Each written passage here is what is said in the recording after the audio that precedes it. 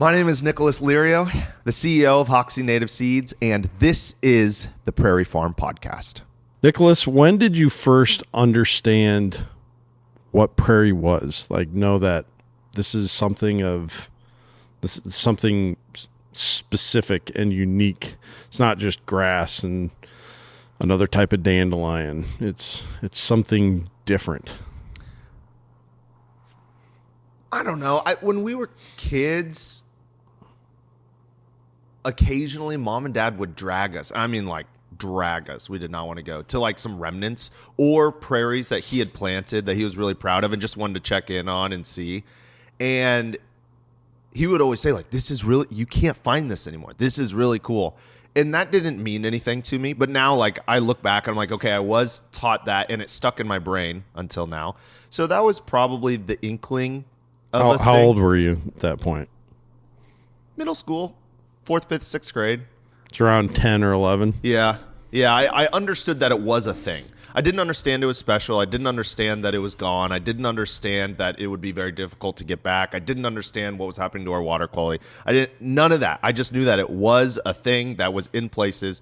And then I knew that we farmed prairie, and I got not bullied. I got teased for like, oh, you guys do different farming, you know. Oh, really? I didn't know that. Yeah, I mean, a little bit, but no one was mean about it. I think a lot of the dads at our school really respected my dad. So they weren't at home telling their kids, nah, that's not real farming. I think they had a lot of respect for dad, and so they were at home being like, yeah, he just does something different. And I'm not just trying to cover up. There wasn't any bullying. I remember a couple instances where they'd be like, I don't know, would you even call that real farming? And so... But, and then going to California, I really didn't, I knew that there was more nature. That was when I started to realize like, oh, there's nature out here. Look at these mountains, look at these forests. But the gravity of prairie probably didn't hit me until after I got back from college several years ago, six years ago. And, it's like, wow, this is not how it's supposed to be. You know, this is not how and what did an ecosystem of prairie look like? You know, that was probably it was an evolution of that time period. Yeah, when you were a kid, you obviously had prairie growing around you. Mm-hmm. What was the scale like then, as far as on this farm? Was it basically the same as it is today? Like when you looked out your window, did you see as much grass? Yeah, you know, Indian grass, big blue stem. Yes, we did corn until, you know, we've continued to do beans, but we did corn until I was maybe a freshman in high school. I can't remember how old I was. I remember being in the combine and then hauling grain carts for the last year we did corn. So I would have at least been in 7th grade because that's when I started driving tractors. And then, or dad would allow me to drag something that cost money. Yeah. But so actually we were much bigger in terms of acres when I was growing up, but we didn't do near the wildflowers. We might have had 5 to 8 species of wildflowers. And instead of getting big blue stem or side oats grama done in several days, each species would take 2 or 3 weeks. Wow. You know, and, cause we had, you know, over by Searsboro, there was a big farm over there that was all grass. Yeah. You know, there are several farms around here, and then a lot of the wildflower patches that we have here were just grasses.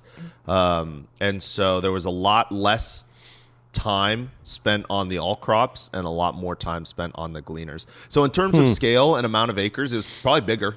There were a couple farms that we don't farm anymore since he took on more wildflowers. And he would have hired help here or there. I remember a cousin helping for a while, a couple different cousins, and you know, he'd get seasonal, or Roscoe would come from the neighbor from town would come and help us for a couple weeks, and so he'd get that kind of help. But basically, he did it, made all the decisions by himself, and us managing the acres now, I'm like, holy crap, I don't know how he did it. Yeah, but so it was, you had like a big taste of classic Iowa farming, corn and bean operation side, but then you had almost, did it feel like your dad was, he is an alternative crop farmer, Or did it feel like that was something that was kind of bolted on the side of a corn and bean operation when you were a kid? No, we did prairie mostly. Yeah. Yep, he was a prairie farmer. We did a weird, different thing around here. Yeah. Yep. And I guess, how did that make you feel, as from a standpoint of being different? Did you feel did you feel like you know, this was something that made your life, however, to whatever degree, more significant in some way? Yeah. I felt special. Yeah, I felt special. I mean, I went to college. I started college in Dallas, and then I would tell people, the 6'2" Filipino guy, and I'd be like, "No, yeah, I'm from a prairie grass farm in Iowa." No, you're not. That is not. Is that what they're calling corn these days? Yeah. You're not from Iowa. You're not a farmer, walking around in my pea coat and scarf, and definitely not a hunter. Yeah, definitely not a hunter. And the truth was, I wasn't really a farmer. I knew quite a bit about the specific tasks it took to farm, but I didn't know a lot about the overall decision making and operations. Yeah, I thought I did, and I knew a bunch, but it was woefully under. Yeah. What would have happened if somebody that you trusted came up to you and said, no, we'll just say this. If God said to you, you're going to be a farmer, or at least work on the farm, maybe just leave it that open-ended. You're going to work on a farm for your career. At that point in your life, age 19 or whatever, what would have been? Yeah, I'm going to tell you a story of, I asked this exact question to another friend. It was phrased a little differently. He was my roommate, and I said, what would you do if the Lord said you're going to work at this factory at this one station for the rest of your life? He said, well, I'd want to be obedient, but I'd have a revolt in my flesh. My soul would go on strike against God. And that's about the answer I would have had. Yeah, you would have. You wanted. So you were like kind of almost like when you've gone through a really hard time. There's 0% of you that wants to go back through that, but you're kind of like, yeah, I survived that. I got that on my resume, man. Yeah. Oh, yeah. Yeah, like I worked at a restaurant at the beginning of COVID for the tail end of my college. I'd never go back to that, but I do tote it around like, oh, look at this cool thing I did. Yeah. And I did that with farming prairie as well. I'd be like, oh, yeah, I know how to drive a tractor. I'm a cool guy. It was mostly feeding my own insecurities. So basically you viewed it as like breaking your leg by getting gored by a bison. You never want to go through it again, but man, I'm glad listen to this story, guys. Exactly how I was a farmer. Yeah. So it's interesting because then it wasn't much longer after that. What year did you graduate college? When you were like 23? I was 22. Yep. Yeah, but wait, you went to kindergarten 4 times. No, I'm just kidding. Well, my mom had to get rid of me, so I started when I was 1. There you go. This kid's totally ready for kindergarten. He's going to do great. By the way, change his diaper at about make sure he has his passy at nap time. So you graduated when you were 22. Man, that's crazy. I just can't believe you. I mean, you are getting quite old. You're 28 now, so you've been here for 6 years. Yeah. So when you're 22, so at 19 you viewed working on the farm the same as somebody who's been gored by a bison and lived to tell about it. I'm not going back. But within 3 years, you're back on the farm. Yeah. And I imagine there's like a simplified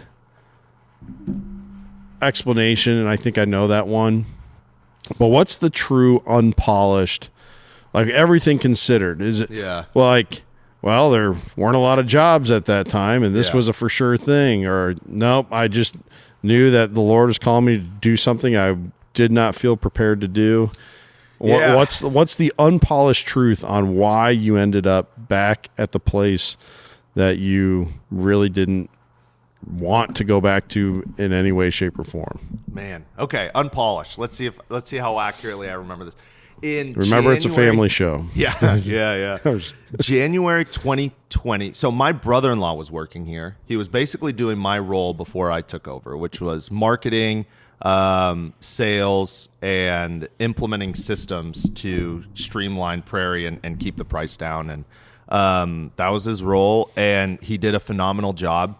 And there were two really big pain points of him working here. He got along with Dad great, and he loved the work. And I unfortunately, I'm kind of speaking for him, but I don't think this is a secret for him. There were two big pain points. He was here alone a lot, and he is a social guy. He loves teamwork. He loves being on a team. He's like the ultimate coach's kid. You know, if you say like, I don't know if I could do that, dude, you could totally do that. You're so good at this, though. You know, just a little motivation. Yeah, he's like that, and he's one of my favorite people. So he's a motivational speaker, is what he is. Basically, is what he should be. He definitely has motivational speaker vibes. Yeah, sure. he's an incredible guy. I mean, like him and my sister just adopted two kids out of the goodness of their heart. You know, just because they're just amazing people.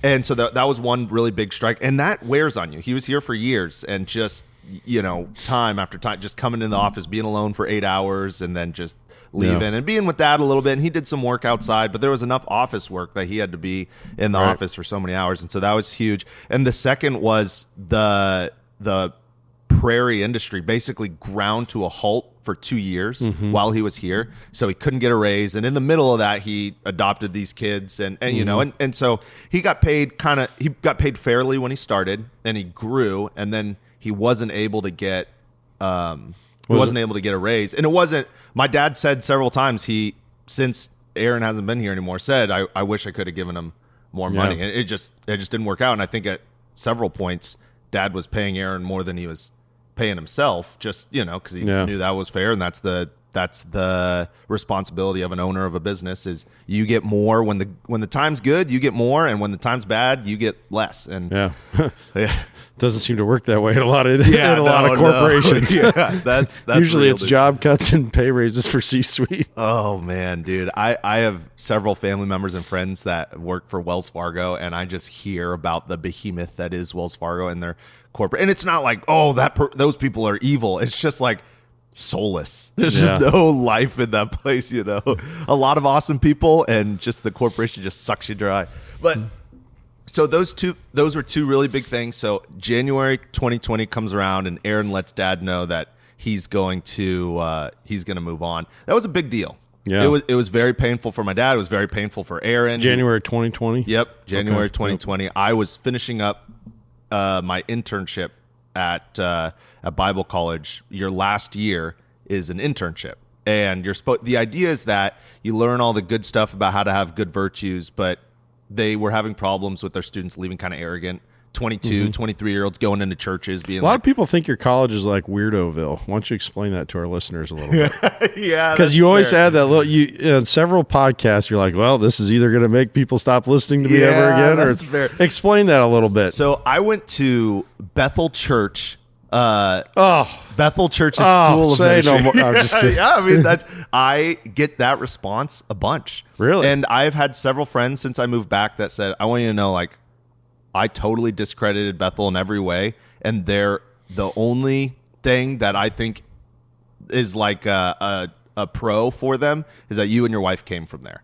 So and I don't. It's a really extreme school. I mean, if you Google it, you'll be like, this dude was in a cult. This guy went to a cult. And I mean, it really. I get that response sometimes, but I mean, if you ask my siblings, Nicolas came back totally changed, a totally different, better human than when I was there. And it was true. There was some really amazing things. I've got friends that just are thriving in life and are a blessing to everyone they're around. And but I had classmates, they were pretty weird. Something I've recognized about religious infighting, right? Yeah. Is it's usually done from the perception that I'm going to say that we're not perfect here, but I really kind of believe that I am. I believe I haven't missed anything yet. My brand hasn't missed anything yet. Yeah. I'm sure we got some blind spots. Yeah, somewhere. People say that all the time. We're not perfect. Really? Name one. Yeah, point it out. And then and so I'm a big eye test, a big proof is in the pudding kind of guy. If if when you see the finished product, and Jesus says that. He says, "Judge them by my fruit, and they'll judge you by your fruit." And a good tree has good fruit, and a bad tree has bad fruit. Right, and I think that is, and not to say that we should end any kind of criticism if there's an organization that's blatantly doing something wrong. Yeah, like Crusades back in the day. Bad. Inquisition, bad. not a good mark. No. The Crusades bad. I'm just imagining like a yellow pros and cons listed on it. It's like Mother Teresa on the pros, and then like on the other side you got Crusades. Right. Right. And so I'm not saying that it should be free of criticism, but blanket writing off is oftentimes unhelpful. Yeah. I would even say most times unhelpful. And I think it's just an important part of your story that you went to that specific place and that our listeners understand the significance of it. Is a controversial place. I mean, they send out ministry teams all around the world, and one came to our area in Iowa, and it about split several churches. Because some pastors were like for it, and then people in their congregation are like, "Why would you go to that conference?" I can't, And, I mean, it was. Well, what's interesting is so many people that are against it love Bethel music. You know what I mean? It's playing everywhere there, and maybe they even take some of the songs that were written by Bethel and they make them their brand or whatever. But it's interesting how there again, proof is in the pudding, right? Yeah, and. A big strike against it within the church is people are worried that it is hyper grace. And for anyone who isn't a Christian, hyper grace means that you think anything and everything is okay and permissible. And that there people go there and they listen, and I think they kind of pick and choose what they hear, and they leave hyper grace. I know people who are there and they leave kind of, universalists, which is don't worry, God's blood or Jesus' blood covers it. Yeah. Don't worry about your actions here, even though a huge part and that I'm not trying to be judgmental. It's just that is definitely not in the theology of Scripture. So so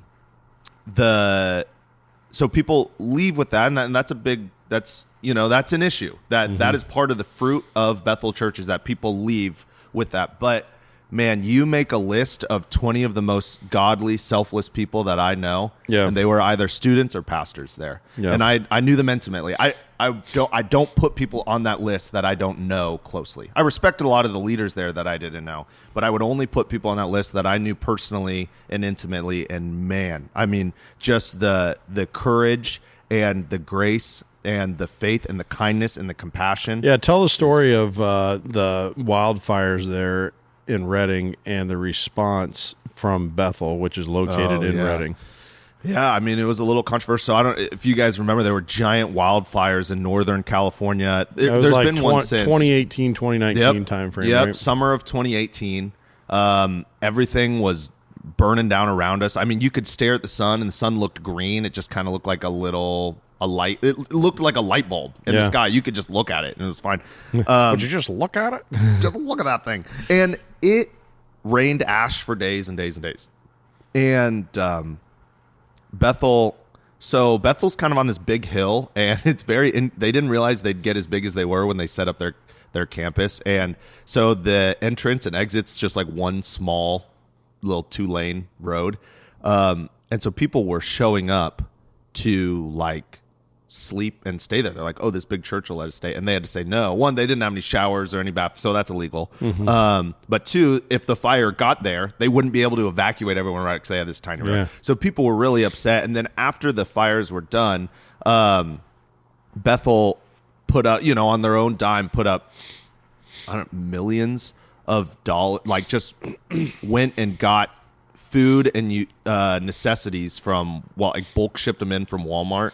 And didn't they send you guys to the ruins of houses to sift for well, so their valuables big for thing people? First was if you didn't get a house, they would, for every 3 people, I think, in your house, rounding up, they gave you a grocery cart, and you could fill it with whatever you wanted. So they filled up their church like it was a Walmart. And they, and so that was kind of the first thing. And then the second thing, then they organized hundreds of volunteers, And what you did is you would go to people's houses, and we sifted through the ashes looking for their belongings so we could return it to them. Bethel, there were several people that didn't go to the church. And I want to camp out on that because I got a little taste of that once. In a community I was teaching in got hit really hard by a tornado, and there were several houses like totally destroyed. And I helped with 2 different cleanups, and that's like everyone thinks, oh yeah, whatever you need, I'll be there. But no, cancel it. Set everything else aside on your schedule.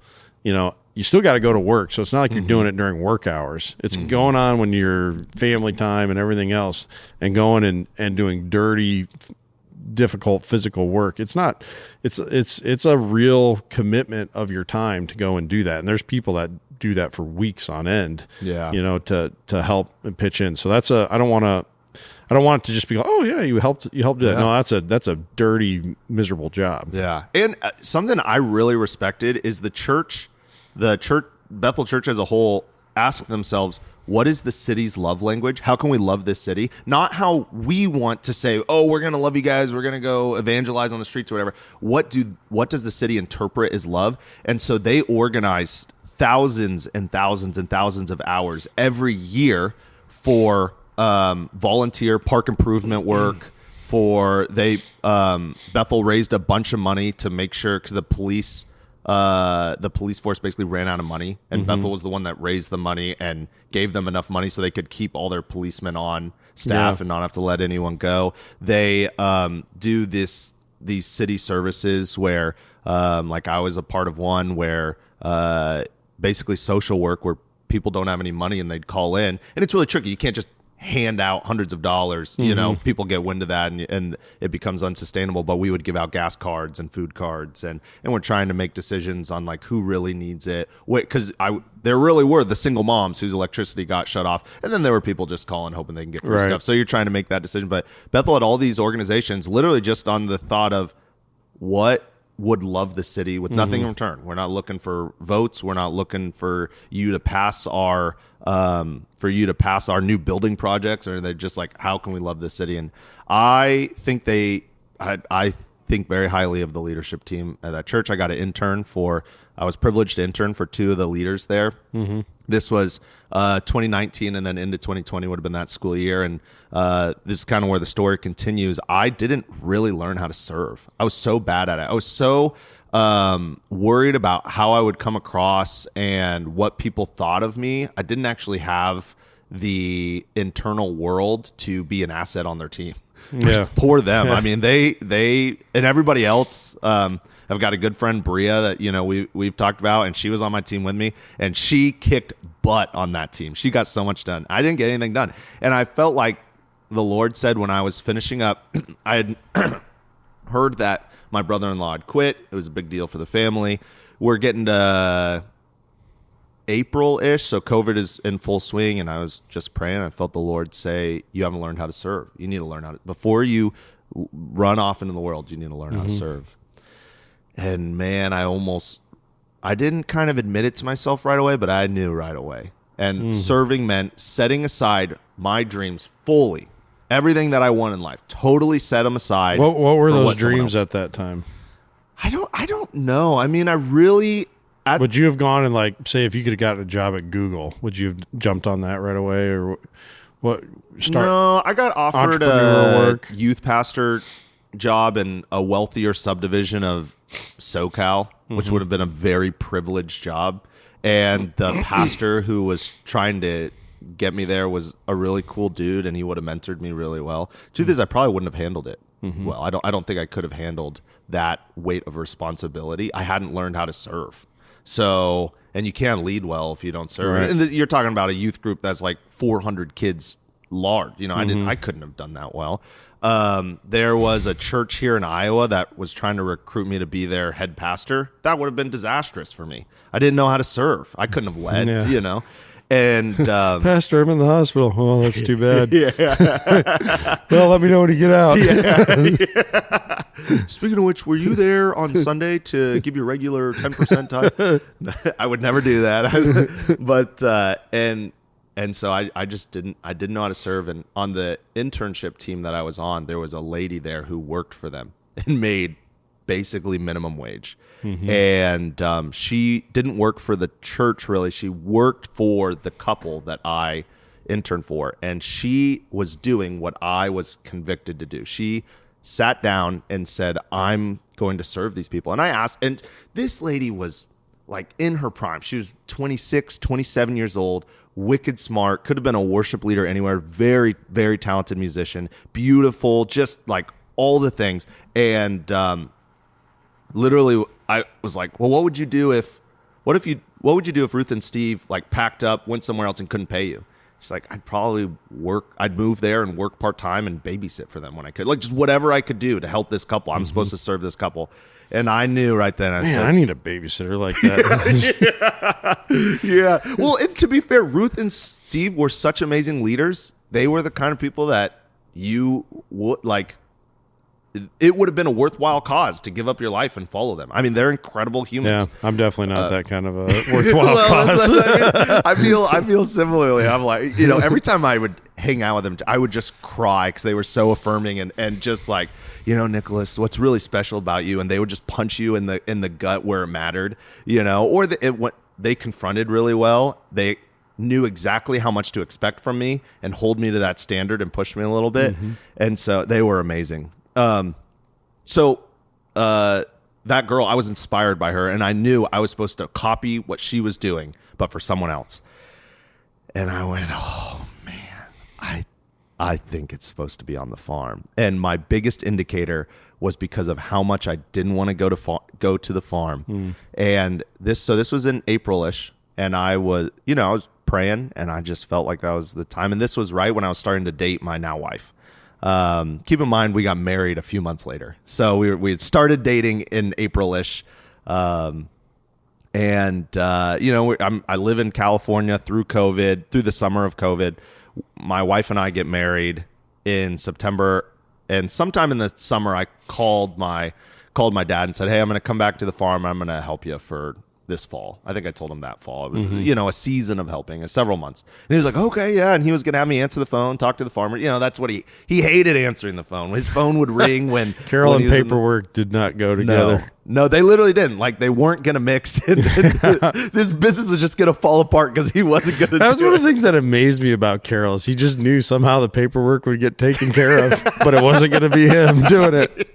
He just knew it was going to get done by somebody. Yeah. And And Dad was an inspirational enough guy that there were people in the community that would I think Steve DeYoung would help him put mixes together on Excel. Seed calculator and stuff. Dad couldn't use Excel. I don't think he could have logged in to our Mac computers. Yeah. You know what I mean? And so he did figure out email, kind of towards the last couple of years. And the first websites he really figured out were the auction websites. He didn't really understand browsers, but he knew right where to click to get to these bookmark auction sites, and he would peruse those suckers like they were Facebook. And Big Iron was Carol's Facebook. Yeah, I mean, it was literally you're looking at your screen time. You've got Instagram, Facebook, TikTok, and Dad's was just Big Iron and auction house. Oh man. So I called him and told him that, you could tell he was excited, and I worked part-time for him, and I worked part-time for my buddy Caleb doing marketing for him for his excavation business that was new. My wife and I were newly married and we didn't have any money, and I think I got hired on at $18 an hour or something, and didn't know what I was doing, didn't know what I was talking about. All these government programs, I'm having to learn on the fly. I'm calling the NRCS every other day asking, hey, what does this mean? How do you use a calculator? Just so ignorant. But I felt not committed. I didn't feel like I'd actually set my dreams aside. I felt like I was building my own life. And the whole point was I was supposed to set my life aside to learn how to serve. And so my wife and I talked about it, and winter 2020 December, I told Dad, I said, I will work for you until you pay off the debt. Terrible. Oh man, and it was tough, and the commute was long. That hurt. It still hurts. It's 45 minutes one way. I like listening to stuff in the mornings, and then by the time I'm driving home in the evening, I'm like, what am I doing? Why? This is terrible. An hour and a half every day. And so those things kind of roped together, and I was slowly having more buy-in, and people's internal worlds have always been important to me, and coincidentally, conservation lines up with that very, very well. Consumption is just not the way to a healthy internal world. And fun fact, fasting, like in the world of fasting, the idea is to put aside your wants and the things you use to fill your life so that you are confronted fully with your inner man through prayer and seclusion is kind of the idea of fasting. And one of the major ways of fasting, that is, if you're going to say, I am fasting right now, one of the major things, obviously people talk about food. One of the other major things, shopping, consuming things, bringing things in, going to movies. Those are because you can. Yeah, I agree with that. Everyone should try and think back to the last time they went a day without spending money. Yeah. And I mean, I'm not talking like, oh, my mortgage gets auto pulled out of my bank account or whatever, but like truly where you go through the action of, even if it's buying fuel or buying, you love it when I call it fuel too, by the way. You confronted me on that once. Can you not call it that? Really? Yeah. Can't believe I cared about that. Well, even if it's that, or I mean, just buying a cup of coffee at the drive-thru. Just try and think of a day. When's the last day you did not willfully spend money? I'll take it consciously spend money. I'll take you a step further. When was the last time you didn't consume anything? Nothing out of your fridge, no electricity at your house. About water, kind of need it. I knew a dude who did a 3-day water fast in his night and day difference before and after. I don't recommend. Talk to your doctor about that. Yeah, I would think so. He's totally dehydrated on the big difference. Well, dude, it really impacted him in a positive way. I have several friends who went 40 days with no food, night and day different on who they were before and who they are after. And I know we had a podcast recently, and I talked about like fasting. And I just, it's so good for you. It's so good for you. But and so the no shopping. So the conservation piece, it always made sense. It clicked right away. I love it. But then it was kind of the buy-in on the farm and seeing our strengths and our weaknesses. And our weaknesses, we've got great strengths. I mean, we talk about them a lot with Dad and his knowledge and his ability to build things and the strengths that he provided for us in the 80s and 90s by going against the grain and chasing after this stuff. Our strengths today with Kent and I and our podcast, there's amazing strengths. There are equal weaknesses here. I personally have a bunch of them in me. We all do. Yeah. We were a business made up of people. What were you saying earlier? I'm not perfect, but I don't want to point any of them out. Yeah, I mean, of course your weaknesses are a little more, visible. Yeah. So that's the story of how I ended up at Hoksey after I told him I'd hang out till he was till we were done with the debt. And this was I wasn't like getting a share in the business. I wasn't getting an ownership percentage. There was no talk about that. And so it was just, I had to think, what are his dreams? Because he's not going to sit down and be like, his dreams are like, he wanted to work on cars, those were like his dreams. He wanted to see Prairie on the landscape. So he wasn't thinking like, I want to make sure all this debt gets paid off. That was just out of his mind, out of his brain. And it wasn't a strong suit of Carol to be focused on the part of being a paperwork person is being focused on the financial paperwork too. Yeah. And so I saw it as okay, there's a big bridge between his dreams and where we're at now. Even if he doesn't know how to build that bridge, I'm going to learn how to build that bridge. And that was part of the serving piece. And that's how I got started. And I've been here ever since. Twice I was like on the brink of quitting. Ken and I had long conversations. One time you did quit. Yeah, basically. I told him, hey, I got to be...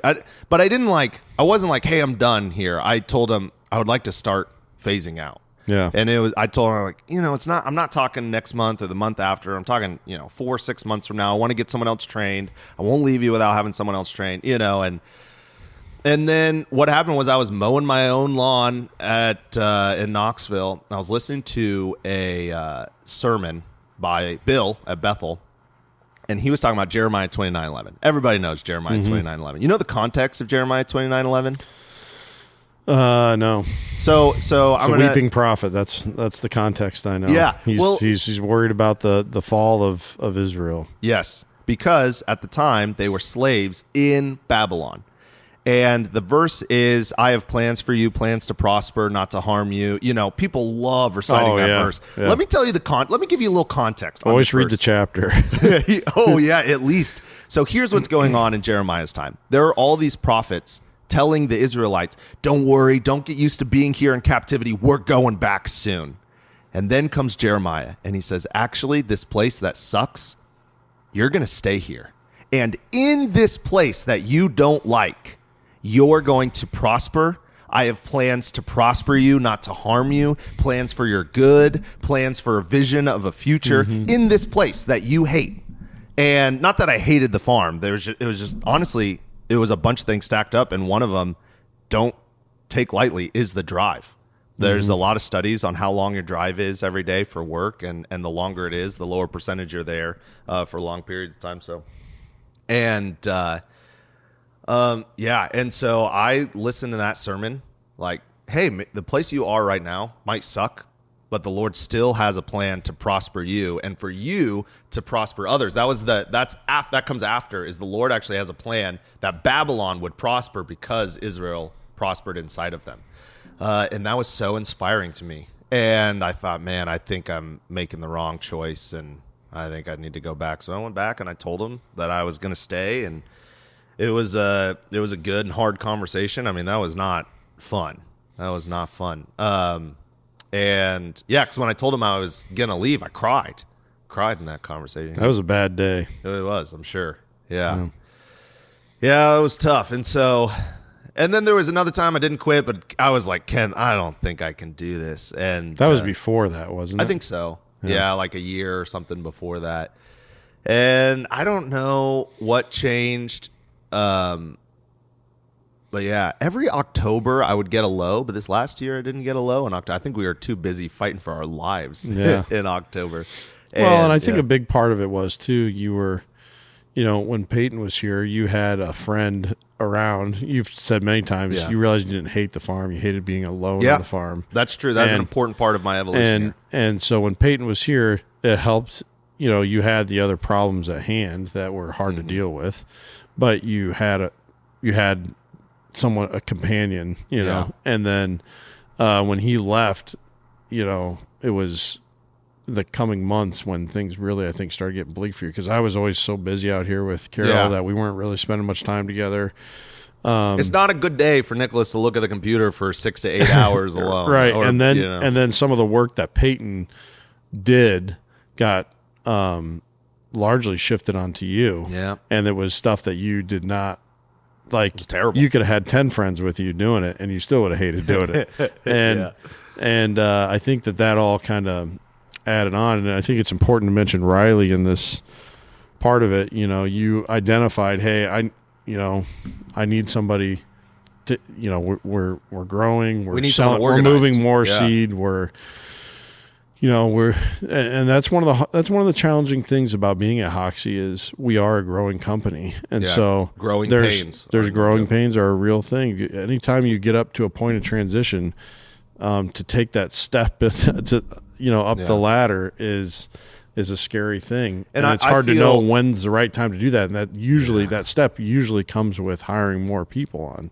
Yeah, and so it was you. A lot of that pressure was on you while we waited to take that step and hire Riley.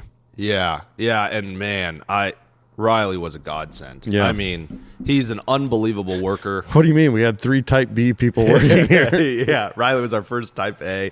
Keeps things organized, keeps us honest, and I really appreciate Riley. I think when you're doing the soul sucking work that you hate, it feels like you're pushing against a boulder that just does not move. Yeah. And so there are 2 parts of benefit to Riley coming on. One, so let's say it's like pushing on a 1,000-pound boulder. I'm never going to move it. So Riley comes on, and now I don't have to push on that boulder, and I've now grown character to go to the 400-pound boulder I couldn't move before, and I can now push it. I have more character and more knowledge and more internal world assets at my disposal to be a better leader, to be a better servant, to be a better coworker here. And that was really good for me. But Riley was, people would ask me, like at Thanksgiving, what are you thankful for this year? I would literally say, Riley. I'm thankful that Riley came out. Hey, what was the best part of your year this year? I think I'm supposed to say God or my wife, but Riley was the best part of my life this year. And it was you saw the change in me. It was night and day when because Riley caught on so fast. He would ask me a question. He would never ask me that question again. And then I would be like, hey, did you talk about, what about this order? Oh, that shipped out last week. Oh, okay. Fantastic. That would have, and before Riley was here and to this day, I feel immense responsibility to our customers. So if I get an email from you, I don't know if this is real. I feel responsibility. You should get an email back within 30 minutes to an hour. And so I'm so busy that I get home at 7 o'clock. I still have 20 emails I'm supposed to send. I feel deep responsibility. And there's my wife, who I haven't talked to for 2 days. And then what do you do? Yeah. And so that stress, it comes in from one side and it comes in from the other. And my marriage would not work if it wasn't with my specific wife. I don't know why she puts up with me. Yeah. I mean, like I all my friends' wives, I love them to death.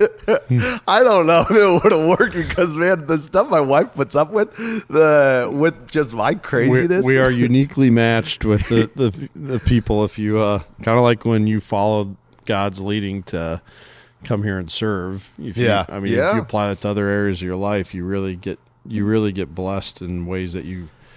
But I want to talk a little bit about April 2020, which was when it was kind of a several week evolution, and I had friends praying for me and telling me what they thought they were hearing from the Lord for me, and it's like, okay, I think I'm supposed to go back to Knoxville, Iowa, and I feel like I'm supposed to serve on the farm.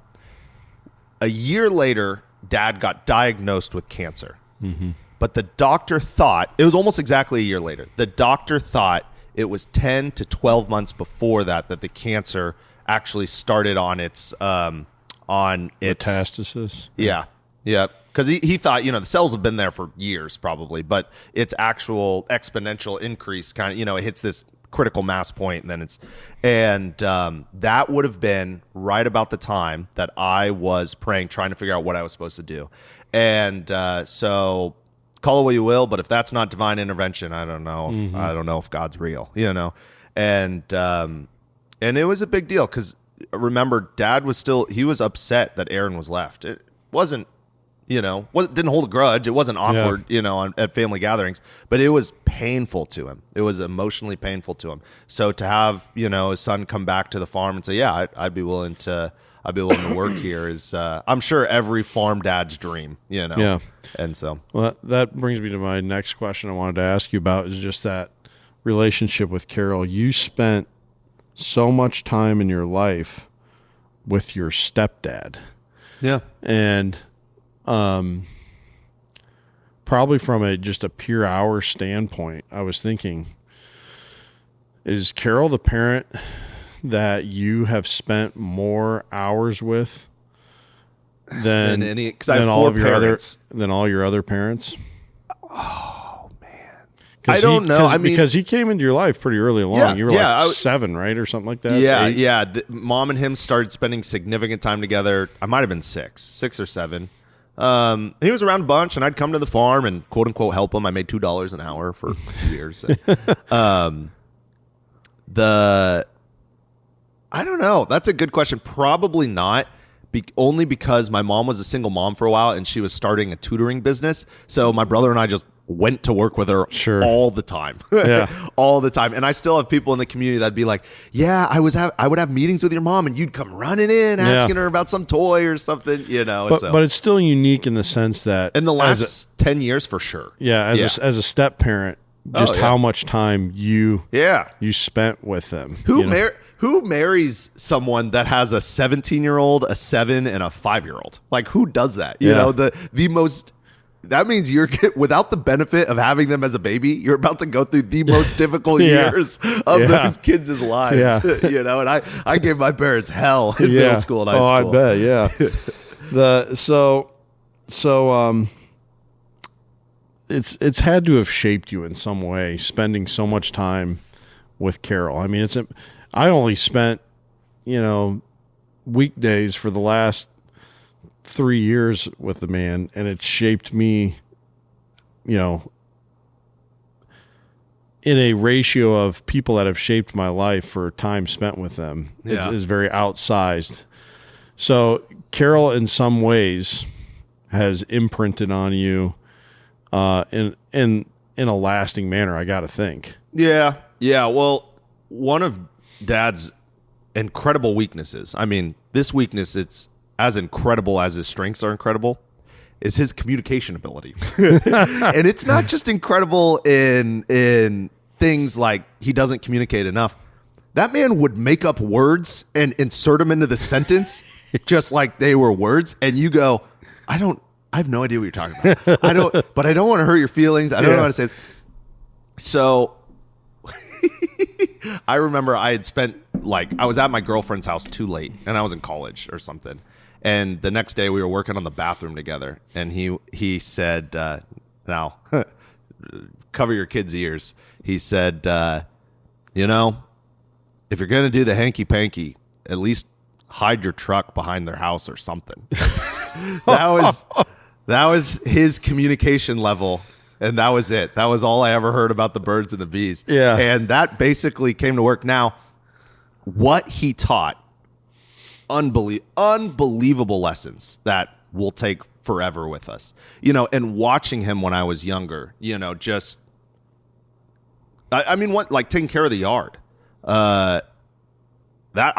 It's like instilled in me. It bothers the freak out of me if I have if my yard is a certain way. Now, right now, my wife and I live in a place that doesn't have a yard, but I took care of our yard, and I took care of it exactly to the extent that Dad took care of his yard. Yeah. Right. And it was ingrained. It was imprinted in me just watching him around, and so those are the things like.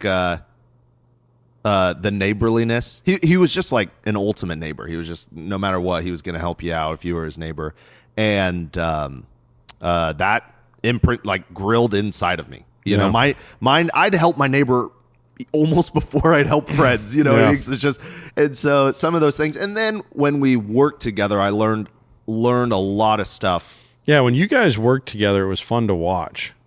Like when we did that huge planting job up in Tama, we did 800 acres of CRP that we planted. Yeah. And I remember I was so new. I was, just stumbling through everything. I didn't know any of the process or procedure. Yeah, Ken was stressing. Yeah, I was.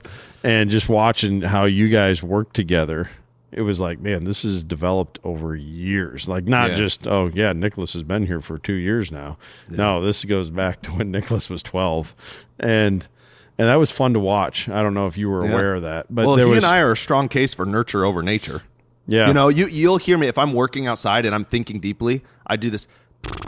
Yeah. That was him. Yeah. He did that. That's where he taught me. So. And I think your mom deserves a lot of credit for this too, because she's an extremely hard worker. But Carol, both her and Carol left that work ethic imprint on you. Oh, yeah.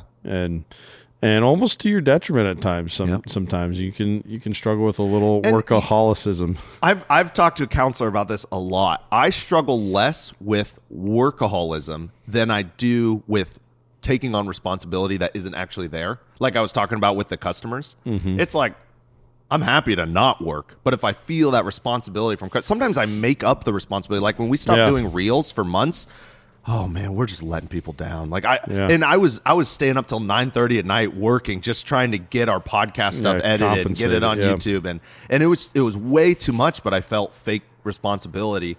And I think, mom and dad, they probably imprinted that more than anything. I should also shout out to my biological dad and his family.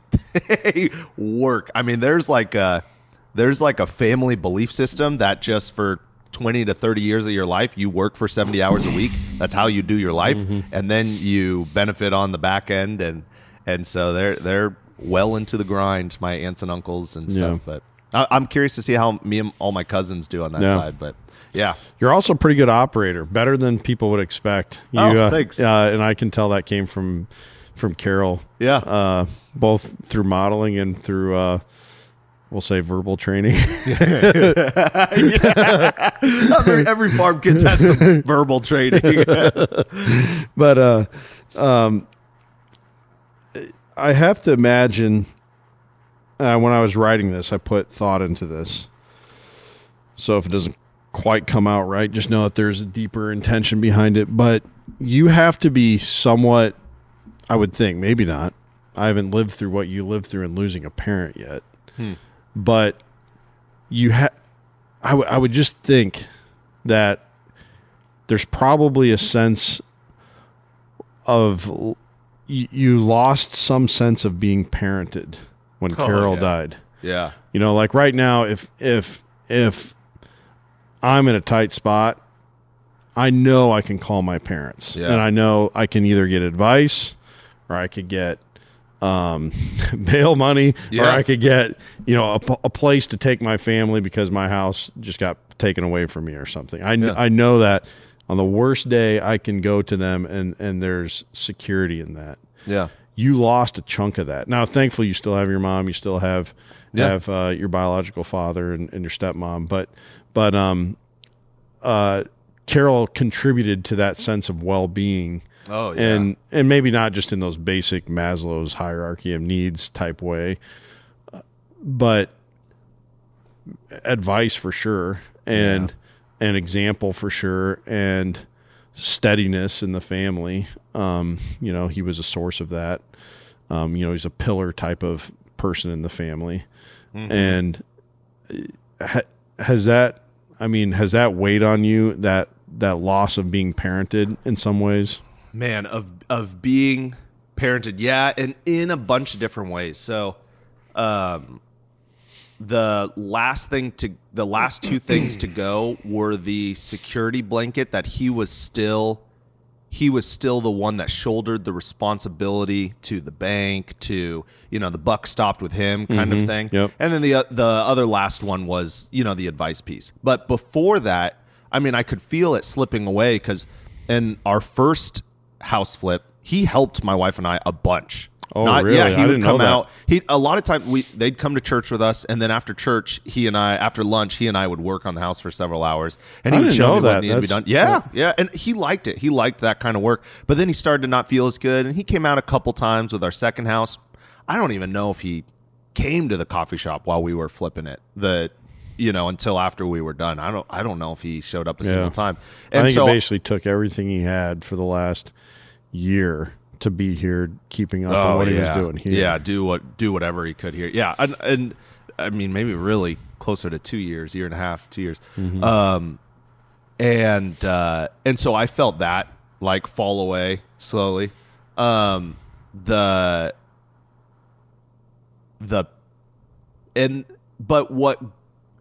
what grew is as I took on more responsibility here at Hoksey. He's a super affirming guy. So, when that was the side of Carol's communication that he got an A+ in. Yeah. He wasn't going to be eloquent and tell you like, wow, the way that you connected with those customers, that was really great. Like it, but he would put his hand on your shoulder and say, man, I'm proud of you. Thank you for your efforts. Yeah. Miss that part of being parented. Yeah. And I'm a firm believer that pride in yourself is very good, but it can't come from you. It has to come from an authority. Right. It has to come from specifically a dad. Yeah. Is a best case scenario. And the bestowment of pride upon someone cannot be overstated. Transforms their life. Yeah, absolutely. And it's life-giving. Mm-hmm. So I'd pay a lot of money to have that one more time, or and a lot of times working on the house, man, so many times we would cut corners, and he'd, because we didn't have any money, my wife and I, so we were cutting corners while working on these houses, and no, I'd really do it this way. And I'd love to say we got 10 years in and thought, yeah, probably would 6 months in, and you go, yeah, that would have saved us money. He was right on that stuff. So those things I really miss him on.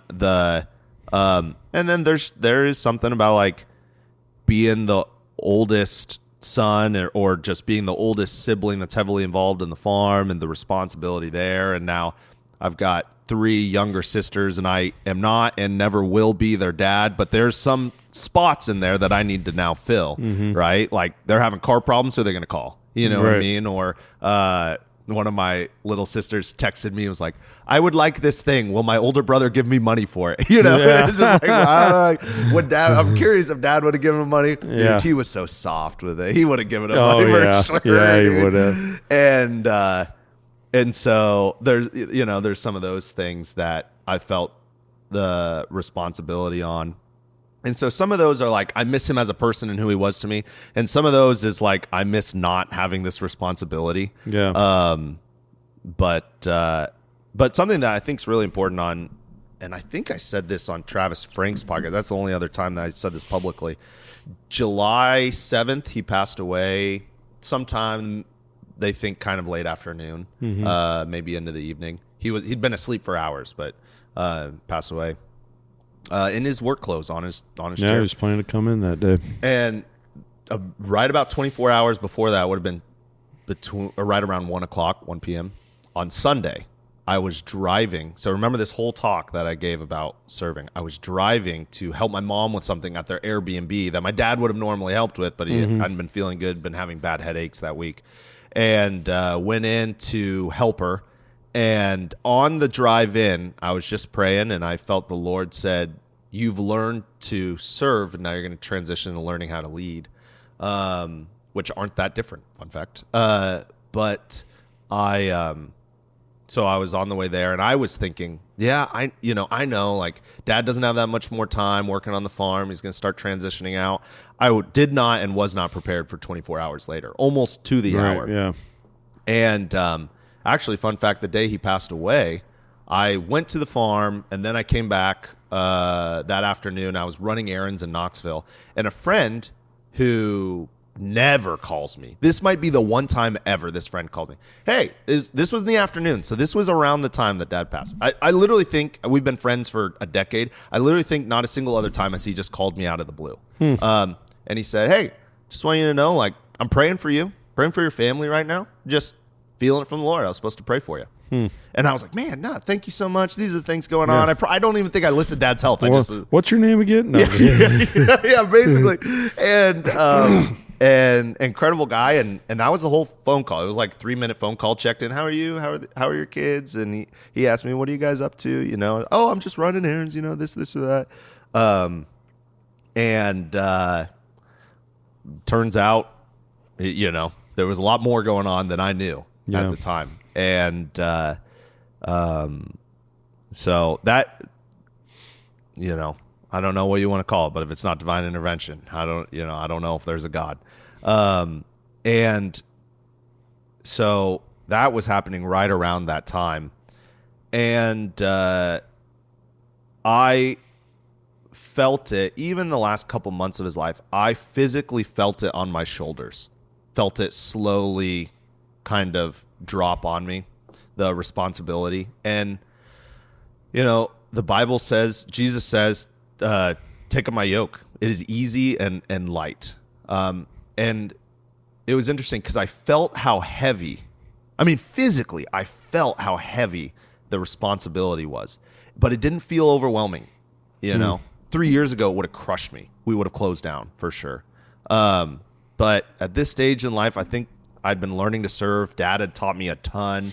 You and I had been on an adventure to learn how to market things and do podcasts and connect with just incredible people in our industry. And so that whole journey put together, I think there's a grace from the Lord. There's an empowerment from him to carry me in a way that I wouldn't be able to do my own. When the Israelites left Egypt, they were traveling through the desert. It says that their clothes never wore out. That was a miracle, right? And I think that my shoulders, and not alone, you and Riley are right by me. My mom's been really helpful and her part that she's played, but my shoulders not collapsing, I do think is kind of a miracle. The fact that I haven't had like a mental breakdown on some of the stressful things. And I think it's important that people know that. I think sometimes people call me and they're like, yeah, you know, I'm hand picking seed. I just want to sell it to like the big guy or whatever. we're not this big company that has like tons of cash setting out. I mean, Kent won't tell you this, and this is me probably getting a little too personal.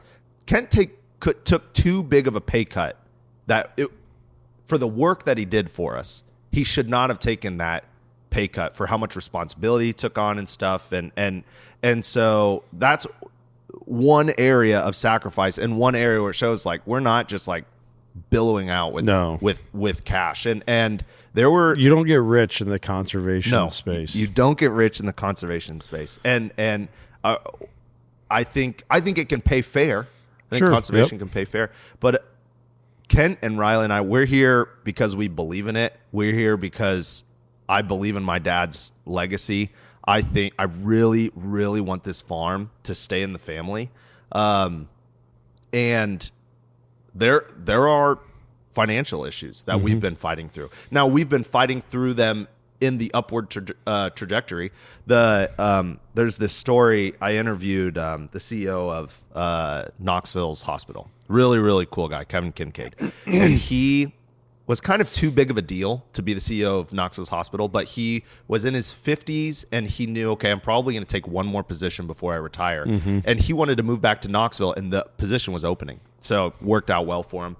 And he came back and he went to the board, and Knoxville Hospital at the time had 6 days of cash flow left. So they had to get money, and he said they were on a trajectory where within a year or two, they would have been at 1 day's worth of cash flow. So literally taking in checks to pay their people that same day. Yeah. Right? Not good. And he went to the board and he said, there are two ways to fix this. We can shrink or we can grow. And the board opted to grow, and he has led it in a phenomenal way where it is totally working out.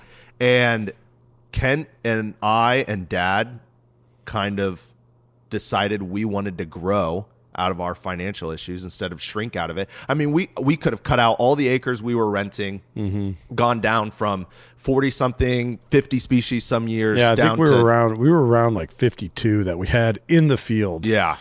It was a lot. We could have cut all that down to 12 species on a couple hundred acres and just been Dad and Kent, and it would have been totally fine. Yeah.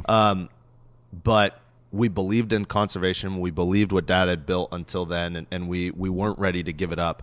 And so I think, there's kind of this, man, that's the big old company. And there are times when the bills come due to the bank where Kent and I get on our knees and we pray, and it has always been okay. Our bank really believes in us. Our trajectory is up, but it's painful. Oh, and that's the other thing Kevin said to the board. If you decide to grow instead of shrink, it will be more painful. Shrinking is easier. Yeah. It is the easier way out. And so that's what we've done with this podcast. So when I tell you that Dad has spent, before he passed, I bet he spent $75,000 or more on this podcast. Easily. That was not because he had it laying around. From travel, trade shows. Yep. That was not because he had it laying around. And that was another thing. That would freak me out. I would go to Dad, the first couple of years, hey, what do you think about this marketing thing? And he would literally just put his hand on it. Well, I trust you. Spending $13,000 on a marketing idea and I don't know if it'll pan out. And the truth is, some of them panned out incredibly well and some of them didn't. Sometimes cutting out species really worked out for us. Sometimes the next year that species was worth 3 times as much, and it's like, well, it would have been nice to have that species this year, And round-headed bush clover. Or partridge pea. Son of a gun, Nick. I just disked it under. That's verbatim. We were sitting and I was like, yeah, partridge pea basically doesn't exist. It's going for 4 times the price. Son of a gun. And so I think, and we couldn't have, our journey we're currently on in the middle of, we're in the middle of it. We are still an experiment.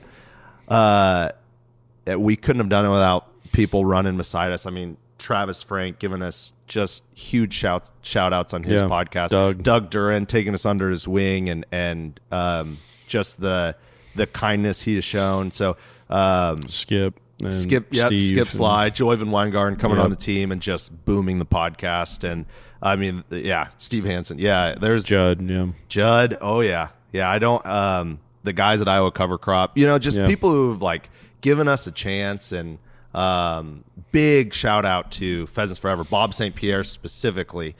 The podcast got the groundwork it could, because before we were a podcast, we asked Bob for a podcast, and we asked if the CEO, Howard Vincent, at the time, would do a podcast. Yeah. And that people would look at our repertoire of podcasts and they see those two guys. Oh, this is a legitimate podcast. We can make this happen. Right. And huge shout out to them. I mean, but I won't lie to you guys. I feel this stress on my chest and on my shoulders. It is the thing I talk to my counselor the most about on what is this going to look like in 2 years? Are we going to last? Are we going to be able to make it happen? On years, the cycle in the past has been good CRP years. My dad would literally like pay off all the banknotes. And then he would go years with like no income because we were so connected with CRP. And that was one of my big goals when I got here. I was looking at it, I was like, okay, so when CRP is good, we're great. And if it's not, we're terrible. We need to get off of CRP. We need to find other places to put our seed. And I think that's better for conservation, because someone who puts in 1,000 square feet in their yard are gonna make sure that the columbine that we put in that plot shows up. They're going to make sure the blazing stars show up, which are incredible late season pollinators. So they're going to take better care of the individual seeds that get put out there. I'd rather see it in people's yards because they are going to care. Yeah. Now, lots of people who put in CRP really, really care. But even if you really care, if you're putting in 30 acres, you don't have the bandwidth to go through and make sure individual species are showing up. And then there's a lot of people who put in CRP for a check and they don't really care. And we have mixes for those people because they want it cheaper. It's better than nothing. Yes. Yep. And they want it cheaper, so we've got a cheaper mix. And when Judd hand collected Rough Blazing Star, I don't want Rough Blazing Star to be in that mix, because if it doesn't show up because it's not taken care of, there was way too much hard work put into it. Right. Yeah, we would get a paycheck, but that's not. We're not here to get rich. Right. We're here to make sure Prairie gets on the landscape. So the CRP thing was a very stressful thing for years. CRP is down this year. And 2025, I mean, I think this is totally not kosher for business. We broke even 2025. So like, my mom is the beneficiary of any profit at Hoksey Native Seeds. I told her, well, you don't have to pay any money into the business, but you're not getting any money this year. And so, but that I told my dad that was one of our goals. I want to break even on bad CRP years. That way, when CRP years are good, we don't owe all these banknotes that we're having to pay off from years in the past. And that's kind of how it's been. That's why we're very closely tied to how well does the farm, where's the farm bill at and things like that. And another thing, I feel a lot of stress there are families dependent on us succeeding. And Kent's a resourceful guy. He'll figure it out if we went under, but it would be very painful for him. I don't want him to go through that. I don't want Riley and his wife to go through that. I don't want my mom and little sister to go through that. I don't want to go through that. I don't want to have to go find another job and hope that, I'm not making $14 an hour at McDonald's because there's very little economy going on in Iowa. And even in getting, another job, not that there aren't other great jobs out there, of course, but there's just like, there's a lot of things about working here that don't show up on the pay stub. You know what I mean? And it would be sad to see those go. I would. The worst thing about going to work at Casey's to me would be the difference of going to bed tonight knowing how big of a difference did I make. Yeah. I do think there is something to say about showing up at the gas station and being the happy face and being a good part of your community. But the difference I want to make in the world is different than that. And so you're right. There are quality of life things as well that just show up not on the pay stub, and relationships is probably primary on it. So and I don't want people to think I've got this grudge that everyone thinks we're a big company and we're over here struggling and I'm bitter at them for that. I don't think that at all. I feel very privileged to be at Hoksey Native Seeds. It is very stressful, and it's part of the story, and it's part of the world that we live in that we don't get to get away from. Well, I think it's part of farming, the way we farm, one of the reasons that big ag has become what it is to eliminate stress. Not that it's a stress-free job by any. I mean, I think farming is still the number one occupational related suicide rate or something like that. Yeah. So it's not like, but if you look through time, livestock causes a lot of stress. Well, what if you got rid of your livestock and just went strictly to a row crop operation, or maybe having cows and hogs is really stressful. What if you just went down to cows, or what if you just went down to hogs? Yeah. And a lot of it has been alleviating those things, and a market has become stabilized through the get big or get out global trade way in which farm markets work now. And that was the big pro that we got, was stabilized prices, but those prices are a little low. And so for us, we don't have that benefit in most ways. I mean, CRP kind of can function in that way a little bit. Yeah. But a lot of it is going and finding our own markets, and that's stressful. But the rewards of it are bigger when it does pan out, And I love those markets. Like the customers that are in those markets, man, they're so great. It is. It's super rewarding to build those relationships. And a lot of times, Nick and I, when we're doing trade shows and we're exhausted, we've been away from home for days and we're out cruising all over, who knows where, getting podcasts, we'll say to each other, man, it's a grind, but the grind is fun. Yeah, we do, and we literally say, like, man, one day when all the banknotes are paid off and we're not grinding because we're having to make CEO decisions, like, that's going to be terrible. We'll miss this. We'll miss this. Yeah. And I want to be clear with our intentions at Hoksey. I've said this behind closed doors. Kent can attest to this. My goal at Hoksey is to have a team of 8 to 12 people and have a regionally prominent prairie farm. I'm not here to take over the whole prairie industry. That would be terrible. There are incredible prairie companies out there. I don't want to buy them. I don't want them to go out of business. Kent can attest to this too. We pray for them. We pray that they have good sales. We pray that they would be blessed that day. Yeah. We like that. I mean, I just listened to a talk by Hamilton Native Outpost down in southern Missouri. Incredible company. Yeah. If you're in northern Arkansas, southern Missouri, call them. They're really good at what they do. And so I think because I'm so business minded, and we joke calling me Mr. Krabs. Eugene Krabs. Yeah. There's kind of this like mentality that I want to make sure people understand, like, I'm not here to get big and consolidate ag. And honestly, that's one of my criticisms for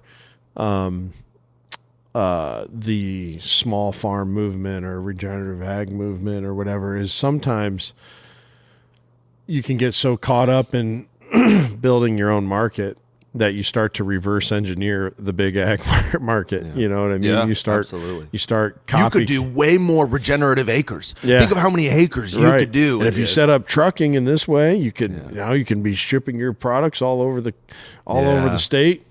And I think it's important to not get caught up in that, and to embrace those struggles. And the struggles are what made, just like we were talking about at the beginning of this podcast, nobody wants to get gored by the buffalo again, but you sure are glad you got gored by with the buffalo when you did, and you live to tell about it. Yeah. Because it shapes who you are, and you're better for it on the other end. And when we look back at those rugged black and white pictures of farmers from the 1940s, and we see not an ounce of fat on their body, we see, well-developed muscles, and you find out the guy's like 47. You know what I mean? And you look at that with, like, you give that person honor in your mind. Yeah. And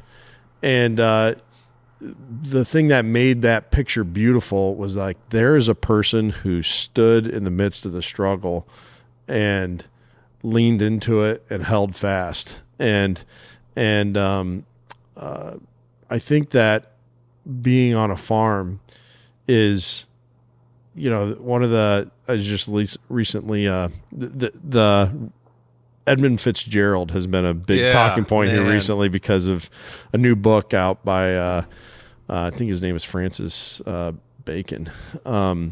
Francis Bacon is a famous, like, person from the Renaissance, I think.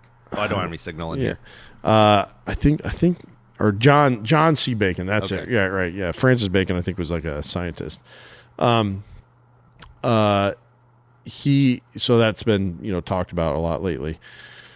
And I learned in an interview that I listened to with that author on the Meat Eater podcast a couple months ago, like the last known communication from the Edmund Fitzgerald was the captain saying, "We are holding our own."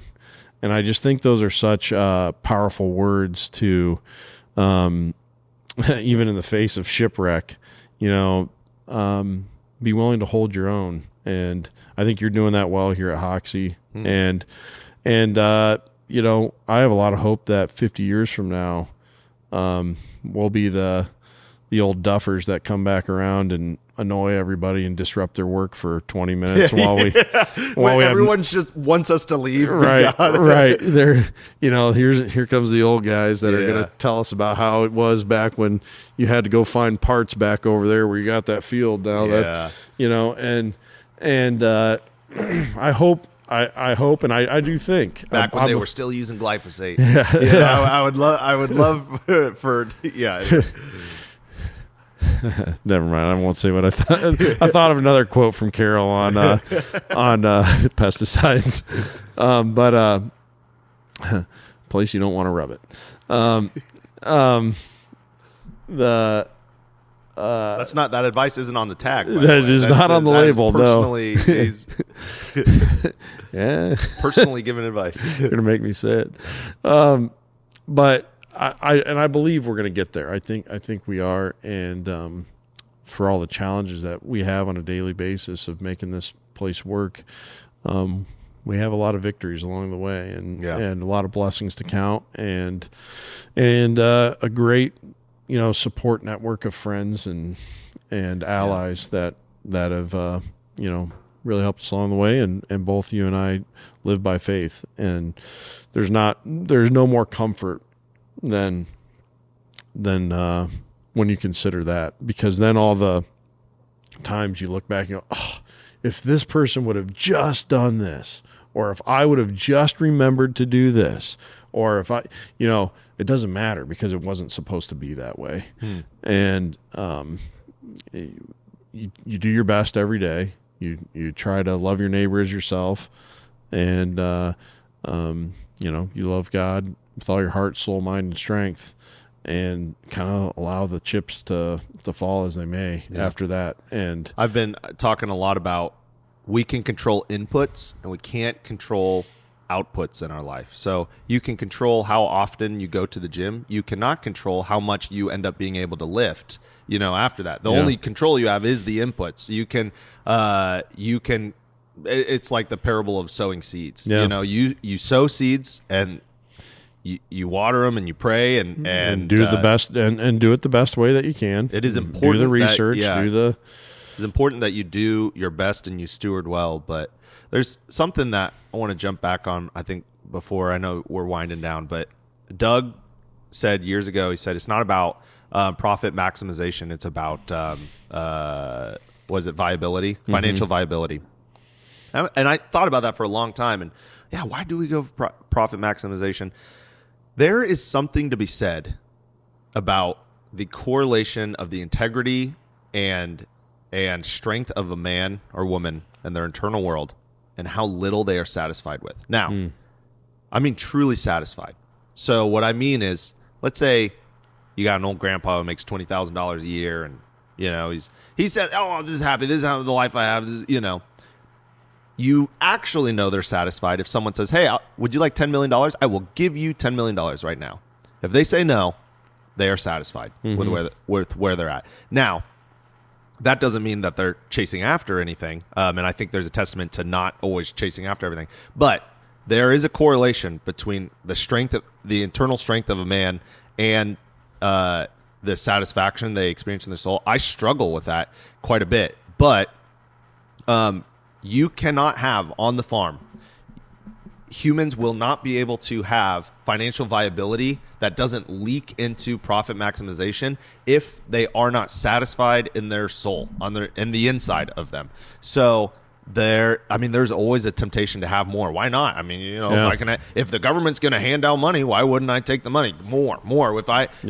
What are you talking about? That dresser's just sitting on the side of the road. I might as well have it. I'll pick it up. You know, I don't have a use for it. So it was on sale. Yeah. Oh, dude, don't even start. So there's something to be said, and I want that to be the case for us. And so with farming, if your goal is to get bigger, you're going to fall into big ag. Whether you're in a niche industry, you're going to fall into the consumption. But even if you're in regenerative ag, you might not have the poor practices on the landscape, but the mentality will be there and it will permeate. But if you love farming for the farming that you're doing and you're satisfied with your life, then I think you have a real recipe for conservational and regenerative agricultural practices on a landscape as a whole. But until we figure out how to have that satisfaction inside of us, forget about the financial viability piece. Just we'll race to the bottom to get and profit maximization truly is, that sounds like we're getting more. It's a race to the bottom in many ways. Yep. So yeah, and it's something I struggle with. I don't want to say it's I have it great all figured perspective out. and great advice. Contentment is just so key. It's just so key to have a life of happiness, and contentment spreads too, to people that are paying attention. Yeah. And to quality people, they pick up on that, and they I think it becomes infectious, which is so important. Okay, I got two things to ask you. When you look back at your career at Hoksey someday, what will be your favorite memories? What will you be most proud of? And what will you wish you had done differently?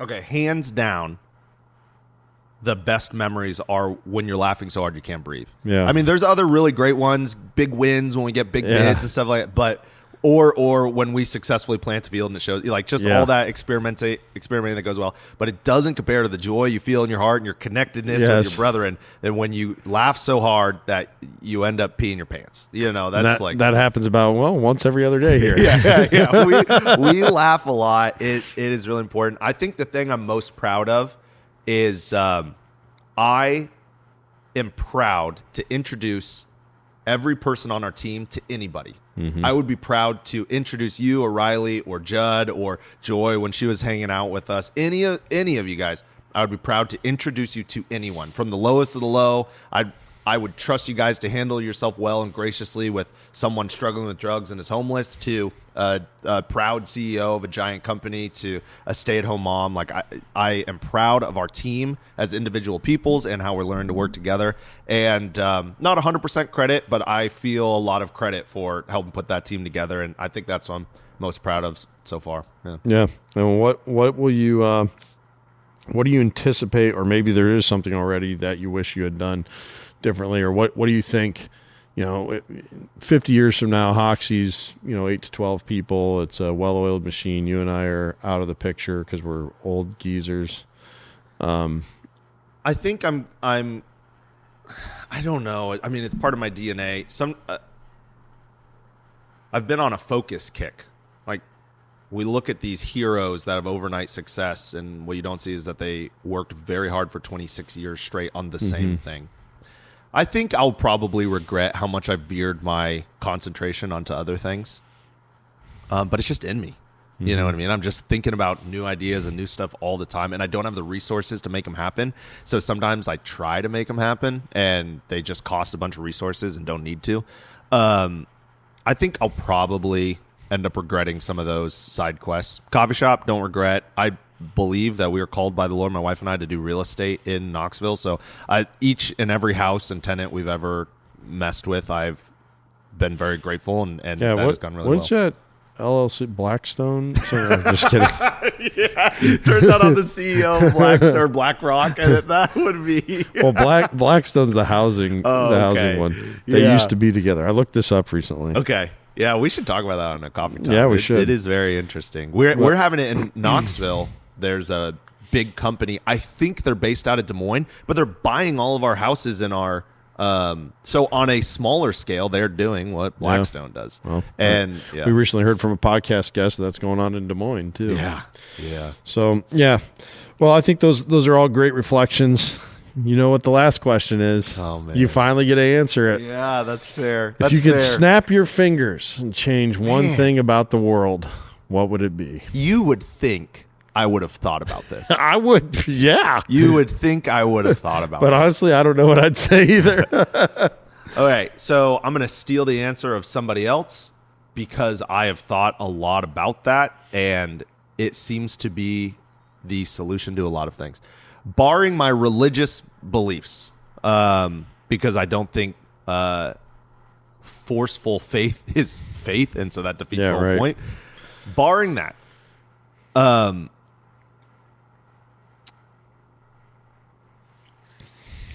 if I could snap my fingers, I would grow the fruit of thankfulness in the hearts of everybody. Solves our wars, solves our conservation issues, solves our consumption issues, solves half of marriage issues. Thankfulness. You start, the cure to wanting more is thankfulness out loud. With your words, even if you don't feel it. I'll do that sometimes where I'm like really frustrated with something. Like, what was I? My wife and I way overspent in December, right? Way overspent because our income was shorter because we were closed at the coffee shop. I wasn't working as much, that kind of stuff. So we had budget, okay, we're going to be able to spend this much, which is less than we normally can spend. And we way overspent it. And I was so frustrated with myself, with my wife. And then I forced myself to go, Lord, thank you that I have food in the fridge. Like I can go home and I have food. Most humans that have existed, up until about 50 years ago, that wasn't the case. You open up your fridge and then you just close it and go pick up your spear. Yeah, exactly. Thank you that I have friends that would pick up the phone if I needed them. Thank you that I have friends that will call me when they need me. Thank you that I have a wife that loves me. Like that actually that does things for me, just for me, not because she also gets a benefit. Thank you that I have siblings that I enjoy being around. Thank you that I have air conditioning. Thank you that my truck runs smoothly. Thank you that I have a place to bring my truck and I have a good relationship with the mechanic. That, just the little things like that sounds stupid. Well, of course we have that. That is not the case. Right. Thankful for tables. Thankful for boxes that you can put things in. This sounds so stupid, but it is so important. If you run out of thankfulness for the simple things in life, you're going to run after the profit maximization and you're screwed. I think thankfulness would solve most of the issues we have, interhuman, like between each other, and depression and pain and anxiety we have in our own hearts. Yeah. So. I think that's a great answer. Well, there you have it, the unpolished truth from the host of the Prairie Farm Podcast. I just want to say I'm thankful for you. I'm thankful for your friendship. It was, when I came on here, it was not on my radar that we would become such good friends. I mean, I figured, we'd be, happy to work together, and it's unique. We don't really hang out a lot outside of work. I mean, we do on we're around all the time. Yeah, I mean, but Travis once asked me, backs against the wall. Is he kind of the guy you would call? I feel like, and I was thinking of that like a year and a half ago. There was some guy who went on vacation to this Caribbean island, and he had accidentally left a bullet in his backpack from when he had been at the shooting range or something recently. And this country had used it as leverage to like imprison him for, I think they were talking up to like 12 years or something like that. Crazy. And it was this huge ordeal. And I remember when I was listening to that podcast, I was like, Nicolas is the person I would call. I just know that he would go to whatever length to make it happen that I was getting out of there. Yeah. And you would work till you found the right person you needed to call to solve the problem. And I wasn't anticipating that kind of a friendship coming. Really, I don't even think friendship's necessarily the right word. Just like brother, I wasn't expecting that. I wasn't against it, of course, but I had a lot of good friends already, and I just wanted a good place to work. Yeah. And so I'm incredibly thankful for your role here at Hoksey in every sense. As I think you're doing a great job leading us as our CEO. I think you did a great job of balancing a small family business that in 99% of cases would have died when Carol died. You've done a good job of navigating, taking that to the next level, which is where we're in now. We're in Gen 2 of Hoksey Native Seeds, and not a lot of small businesses can say that unless they got gobbled up by their bigger competitor. Yeah, and I think you deserve a mountain of credit for making that happen and for being willing to listen to the still small voice of the Lord and guiding you in your decision making, and then actually most people aren't willing to put, they're willing to talk the talk, they're willing to drop a few 20s in the plate, they're willing to show up on Christmas and Easter, but you live it. Your faith in action. You live with 6 days in every week, because every Sunday is devoted to the Lord, and most people function on 7 days in their week. And I know that you give a significant portion of your financial assets back to the Lord, and of course that we believe in faith that comes with blessing as well. But a lot of life is done by intentionally living it with one hand tied behind your back, because you're not selfishly spending it all on yourself. And you would never say that. And you never should, because that would be an arrogant thing to say. But as your friend and brother, I would like people to just understand that you're an incredibly giving person. You're somebody who looks to justify somebody else. I think that's such an important trait to have, where you're the one convincing everyone else that, hey, no, this person's a cool hang, and I think that is why, one of the main reasons why we've been successful here at Hoksey, and why I think we're going to continue to be successful decades even beyond you being here. So I just wanted to mention that. Don't respond to it, because that's not cool. But I won't play it at all. But thank you to our listeners for tuning in. Hope this inside look doesn't scare you away. It's not like the first date talking about wedding ring shopping or anything like that. I think I have to go now.